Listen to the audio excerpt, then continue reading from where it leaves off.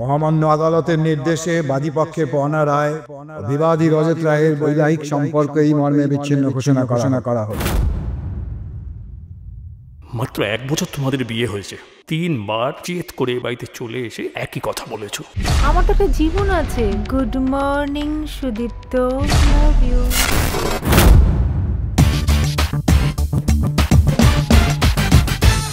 আপনাকে সারা জীবনের জন্য বিদেশ ছেড়ে কলকাতায় এসে থাকতে হবে।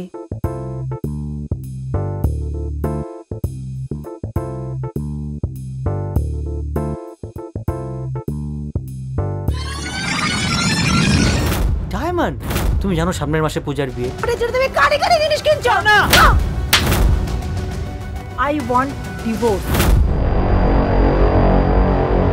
সুদীপ্ত, সুদীপ্ত, না!